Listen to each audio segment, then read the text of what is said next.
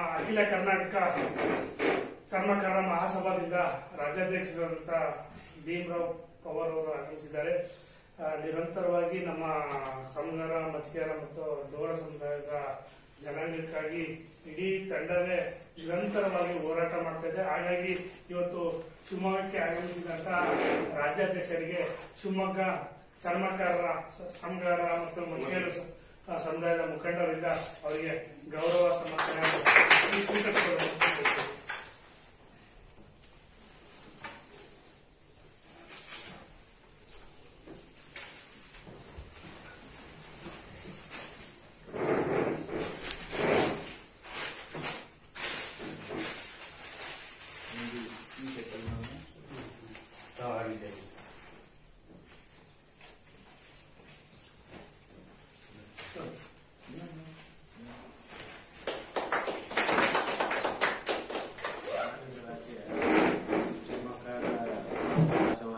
ಹಂಗಾಮಿ ಅಧ್ಯಕ್ಷನಾಗಿ ಜನರಿಗೆ ತಿಳಿಸುವುದೇನೆಂದರೆ, ಈಗಾಗಲೇ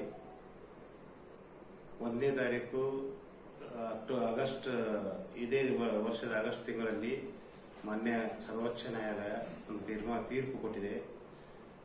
ಈ ಹಿಂದುಳಿಕೆ ಆಧಾರದಲ್ಲಿ ಹಾಗೂ ಇಲ್ಲಿವರೆಗೆ ನ್ಯಾಯಯುತವಾದ ಒಂದು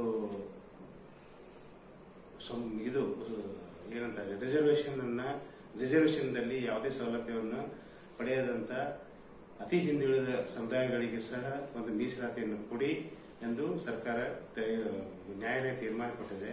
ಅದೇ ಪ್ರಕಾರವಾಗಿ ನಾವು ಇಲ್ಲಿಯವರೆಗೆ ಸುಮಾರು 75 ವರ್ಷ ಆಯಿತು ಕರ್ನಾಟಕ ರಾಜ್ಯದಲ್ಲಿ ನಮ್ಮ ಚರ್ಮಗಾರಿಕೆ ಸಂಬಂಧಿಸಿದ ಎಲ್ಲ ಜಾತಿಗಳಿಗೆ ನಮ್ಮ ಸಮುದಾಯಕ್ಕೆ ಇದು ಜನಸಂಖ್ಯೆಗೆ ತಕ್ಕಂತೆ ಆಗಲಿ ಅಥವಾ ಈ ಎಜುಕೇಷನ್ಗೆ ತಕ್ಕಂತೆ ಆಗಲಿ ಯಾವುದೇ ಸೌಲಭ್ಯಗಳು ಸಿಕ್ಕಿಲ್ಲ. ರಾಜಕೀಯವಾಗಿ ಆಗಲಿ ಅಥವಾ ಸಾಮಾಜಿಕವಾಗಿ ಆಗಲಿ ಅಥವಾ ಇನ್ನಿತರ ಏನು ನಮಗೆ ಸೌಲಭ್ಯಗಳು ಸಿಗಬೇಕಲ್ಲ ಸರ್ಕಾರದಿಂದ ಅಷ್ಟು ಮಟ್ಟಿಗೆ ಸಿಕ್ಕಿಲ್ಲ. ಇನ್ನು ಮುಂದೆ ಆದರೂ ಈ ಸುಪ್ರೀಂ ಕೋರ್ಟ್ ನಿರ್ಣಯದಂತೆ ನಮಗೆ ಪ್ರತ್ಯೇಕವಾಗಿ ನಮ್ಮ ಸಮುದಾಯಕ್ಕೆ ಒಂದು ಮೀಸಲಾತಿಯನ್ನು ಕೊಟ್ಟು ನಮ್ಮ ಸಮುದಾಯದ ಜನಸಂಖ್ಯೆ ಆಧಾರದ ಮೇಲೆ ಆಗಲಿ ಅಥವಾ ಹಿಂದುಳಿಕೆ ಆಧಾರದ ಮೇಲೆ ನಮ್ಮ ಸಮುದಾಯಕ್ಕೆ ಒಂದು ಮೀಸಲಾತಿ ಕೊಟ್ಟು ನಮ್ಮ ಸಮುದಾಯವನ್ನು ಸಹ ಒಂದು ಉನ್ನತ ಸ್ಥಾನಕ್ಕೆ ಒಯ್ದು ನಮ್ಮ ಸಮುದಾಯದಲ್ಲಿ ಇದ್ದಂತ ಎಲ್ಲ ಕಷ್ಟ ಸುಖಗಳನ್ನು ಎಲ್ಲ ಪರಿಹಾರ ಮಾಡಲಿಕ್ಕೆ ಸಹಾಯ ಮಾಡಲಿ ಅಂತ ನಾವು ಕರೆ ಕೊಡ್ತಾ ಇದ್ದೀವಿ. ಈ ಬಗ್ಗೆ ನಾನು ಇವತ್ತು ಶಿವಮೊಗ್ಗದಲ್ಲಿ ಏನು ನನ್ನ ಕಾರ್ಯನಿಮಿತ್ತ ಬಂದಿದ್ದೆ, ಅದಕ್ಕೆ ಈ ನಮ್ಮ ಸಮುದಾಯ ಜನ ಸಮಗಾರು, ಮಚ್ಚಿಗಾರು ಮತ್ತು ಡೋರ್ ಸಂಬಂಧಿತ ಸಮಾಜದ ಜನ ಇವತ್ತು ಬಂದು ಭೇಟಿಯಾಗಿದ್ರು. ಅದಕ್ಕೆ ನಾನು ಎಲ್ಲರಿಗೆ ಆ ರೀತಿಯಾಗಿ ತಿಳಿಸಿದ್ದೀನಿ. ಇದನ್ನ ನಾವು ಒಳ್ಳೆಯ ಮುಂದೆ ಬರುವ ಎಲ್ಲ ಒಳ್ಳೆಯ ಇದು ಸರ್ಕಾರದ ಮಟ್ಟಿಗೆ ನಮ್ಮ ಗಮನ ಸೆಳೆಯುವಂತ ಕಾರ್ಯಕ್ರಮವನ್ನು ಮಾಡೋಣ ಅಂತ ಹೇಳಿದ್ದೇನೆ. ಅದಕ್ಕೆ ಅವರು ಸಹ ಒಪ್ಪಿದ್ದಾರೆ. ಅದಕ್ಕೆ ನಮ್ಮ ಈ ಒಗ್ಗಟ್ಟಿನ ತೀರ್ಮಾನ ಏನೆಂದ್ರೆ, ನಮಗೆ ಒಳ ಮೀಸಲಾತಿಯಲ್ಲಿ ನಮಗೆ ಹಿಂದುಳಿಕೆ ಆಧಾರ ಹಾಗೂ ಜನಸಂಖ್ಯೆ ಆಧಾರದ ಮೇಲೆ ಒಳ ಮೀಸಲಾತಿ ಪಡೆಯುವವರೆಗೆ ನಾವು ಯಾವುದೇ ರೀತಿಯಿಂದ ಶಾಂತವಾಗಿ ಕೂಡದೆ ನಮ್ಮ ಹಕ್ಕೊತ್ತಾಯನ್ನು ಮಾಡೋಣ ಅಂತ ನಾನು ಈ ರೀತಿ ಇದನ್ನು ಮಂಡನೆ ಮಾಡ್ತೀನಿ. ಈ ದಿನ ನಮ್ಮ ರಾಜ್ಯ ಚರ್ಮಕಾರರ ಪರಿಷತ್ತಿನ ಮಹಾಸಂಘದ ಅಧ್ಯಕ್ಷರಾದ ಶ್ರೀ ಭೀಮರಾವ್ ಪವಾರ್ ಸಾಹೇಬರು ಬಂದಿದ್ದು ನಮ್ಮನ್ನೆಲ್ಲ ಉದ್ದೇಶಿಸಿ 4 ಮಾತಾಡಿದ್ದಾರೆ.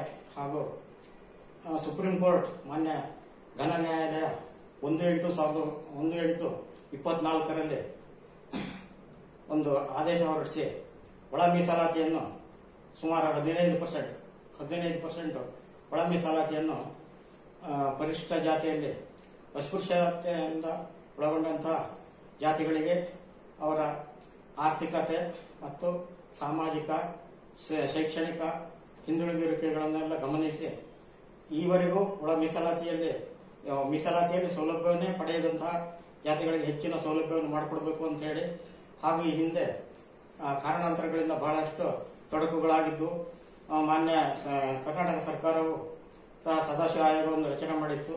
ಈ ರಚನೆ ಮಾಡಿದ ಆಯೋಗದ ವರದಿಯನ್ನು ಆಧರಿಸಿ ಸಂಖ್ಯೆಗೆ ಅನುಗುಣವಾಗಿ ಪರಿಶಿಷ್ಟ ಜಾತಿಗಳಲ್ಲಿ ಅದರಲ್ಲಿ ಅಸ್ಪೃಶ್ಯರಿಗೆ ಮೀಸಲಾತಿಯನ್ನು ಕೊಡಬೇಕು ಅಂತ ಹೇಳಿ ಸುಪ್ರೀಂ ಕೋರ್ಟ್ ನಮ್ಮ ಸರ್ಕಾರಕ್ಕೆ ಆದೇಶ ಮಾಡಿದೆ. ಆದ್ದರಿಂದ ತನ್ನ ಸರ್ಕಾರವೂ ಸಹ ಇದನ್ನು ಪರಿಗಣಿಸಿ ಕೂಡಲೇ ಒಳ ಮೀಸಲಾತಿಯಲ್ಲಿ ನಾವು ಹಿಂದುಳಿದ ಜಾತಿಗಳಾದ ಪರಿಶಿಷ್ಟ ಜಾತಿಯಲ್ಲೂ ಅಸ್ಪೃಶ್ಯ ಜನಾಂಗಗಳಾದ ಸಮಗಾರ ಮತ್ತು ಮುಚ್ಚಿಗ ಅಥವಾ ಡೋರ ಎಂದು ಹೇಳುವ ಸುಮಾರು 18 ಉಪಜಾತಿಗಳಿದ್ದು ಎಲ್ಲ ಉಪಜಾತಿಗಳ ಮುಖಂಡರೆಲ್ಲರೂ ಸೇರಿಕೊಂಡು ನಾವು ನಮ್ಮ ಜನಸಂಖ್ಯೆಗೆ ಅನುಗುಣವಾಗಿ ಕನಿಷ್ಠ 3% ಒಳ ಮೀಸಲಾತಿಯಲ್ಲಿ ಅವಕಾಶವನ್ನು ಕಲ್ಪಿಸಿಕೊಡ್ಬೇಕು ಅಂತ ಹೇಳಿ ನನ್ನ ಸರ್ಕಾರವನ್ನು ಒತ್ತಾಯ ಮಾಡ್ತಾ ಇದ್ದೇವೆ. ಈ ಪ್ರಕಾರವಾಗಿ ನಮ್ಮ ಮುಖಂಡರಾದ ಅಧ್ಯಕ್ಷರು ಶ್ರೀ ಪವಾರ್ ಸಾಹೇಬರು ಮತ್ತು ನಮ್ಮ ಎಲ್ಲ ಸಂಘಟನೆಗಳು, ನಮ್ಮ ಸಮಗಾರ ಸಂಬಂಧಿತ ಚರ್ಮಕಾರರ ಸಂಬಂಧಿತ ಜಾತಿಗಳ ಮುಖಂಡರು ಎಲ್ಲರೂ ಸೇರಿಕೊಂಡು ನಾವು ಬೆಳಗಾಂ ಚಲೋ ಕಾರ್ಯಕ್ರಮವನ್ನು ಯಶಸ್ವಿಗೊಳಿಸಿಕೊಡ್ಬೇಕು ಅಂತ ಹೇಳಿ ನಮ್ಮ ಅಧ್ಯಕ್ಷರ ಅಪ್ಪಣೆ ಮೇರೆಗೆ ನಾವೆಲ್ಲ ತೀರ್ಮಾನ ಕೈಗೊಂಡಿದ್ದೀವಿ. ಎಲ್ಲರೂ ಸಹ ಬೆಂಬಲವನ್ನು ಸೂಚಿಸ್ತಾ ಇದ್ದೇವೆ. ನಮಗೆ ಒಳ ಮೀಸಲಾತಿಯಲ್ಲಿ ಯಾಕಂದ್ರೆ ಈವರೆಗೂ ನಮಗೆ ಯಾವುದೇ ರೀತಿಯ ಸೌಲಭ್ಯಗಳು ಸಿಕ್ಕಿಲ್ಲ. ನಮಗೆ ಕೆಪಿಎಸ್ಸಿಯಲ್ಲಿ ಆಗಲಿ ಇತರೆ ಇದರಲ್ಲಿ ಯಾವುದೇ ರೀತಿಯ ನಿರ್ದೇಶಕರ ಹುದ್ದೆ ಆಗಲಿ ಇರುವುದಿಲ್ಲ. ಹಾಗಾಗಿ ಮತ್ತೆ MLA MP ಇತರೆ ಚುನಾವಣೆಗಳಲ್ಲೂ ಸಹ ಸೂಕ್ತ ಪ್ರಾತಿನಿಧ್ಯ ದೊರಕುತ್ತಿಲ್ಲ ನಮ್ಮ ಸಮಾಜಕ್ಕೆ. ಹಾಗಾಗಿ ನಮಗೆ ಎಲ್ಲದರಲ್ಲೂ ಸೌಲಭ್ಯವನ್ನು ದೊರಕಿಸಿಕೊಡಲು ಒಳ ಮೀಸಲಾತಿ ಅವಶ್ಯಕವಾಗಿದೆ ಮಾಹಿತಿಯನ್ನು ನಾವೆಲ್ಲರಿಗೂ ಹೇಳ್ತಾ ಇದ್ದೇವೆ.